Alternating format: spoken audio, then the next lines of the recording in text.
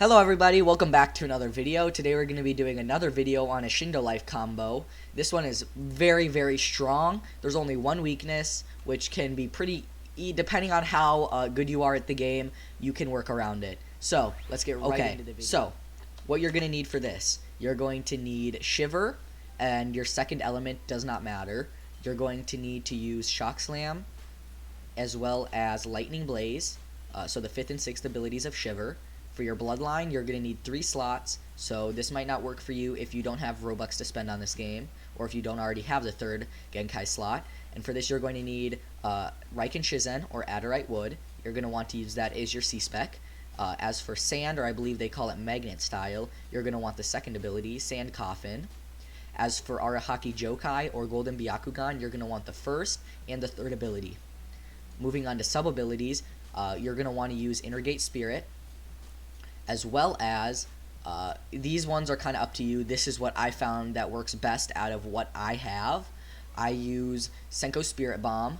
I use Rasen Shuriken Toss, or Spirit Bomb Shuriken Rush, my bad.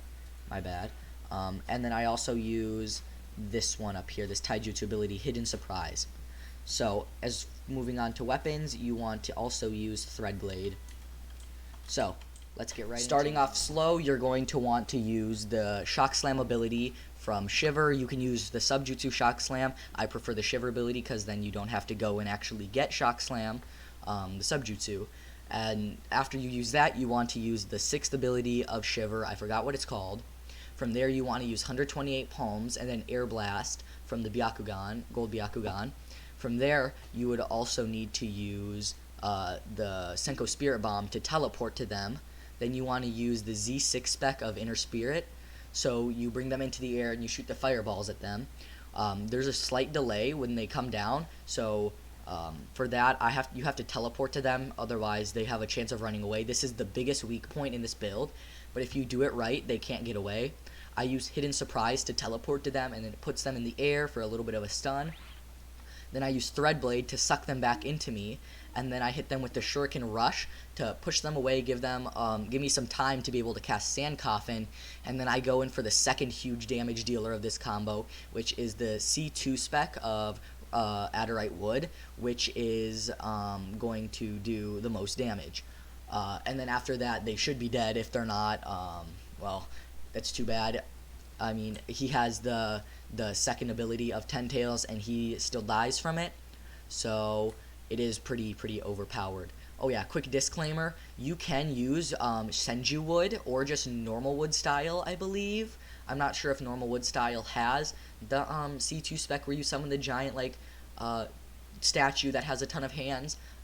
But if you don't have Adurite Wood or Golden Byakugan, you can definitely use normal Byakugan or Senju Wood and maybe Nature. I'm not sure if, I'm not sure if normal wood style has it as well. But, so you don't have to have the highest rarity. I just use it because it does the most damage. So, let's go get into using this combo slow. Alright, so I'm going to do this, like I just said, slow, and then I'm going to do this fast.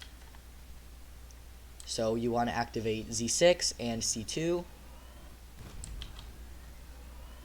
Okay, so first off you want to use the Shock Slam, then you want to use this, then you want to use the 128 Palms, then you want to hit them with the Air Blast, and then from here you want to teleport to them. They'll go like this. Wait for this to end. Wait for them to stop spinning, but like you have to time it just right, otherwise this won't bring them into the air with you if they're still spinning. From this is the biggest weak point. You can see I can't use a jutsu right here, but it goes pretty quick. Right after you do that, you want to use Hidden Surprise. That will teleport to them. Then they're going to get kind of shot. You want to use the Threadblade to bring them back in.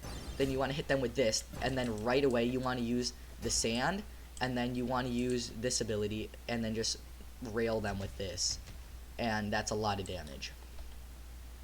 As you can see, he's dead. And I was doing that slowly.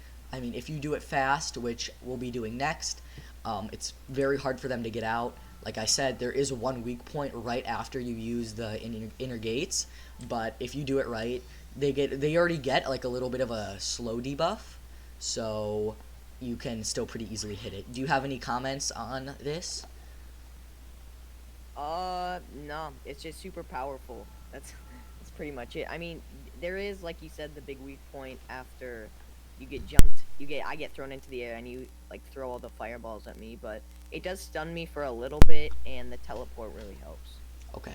So let's get on to using this as fast as I can. You guys activate C2 and Z6. So let's get started with the quick succession right after I activate my modes.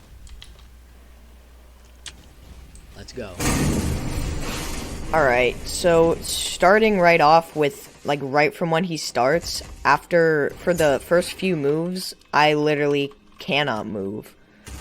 Like, up to here, I can't move.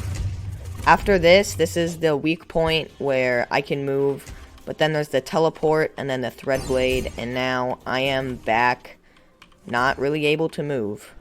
And then he puts me into the sand coffin, and I'm dead. Folded like an omelet. Look at me. Homie clap. Yes, sir.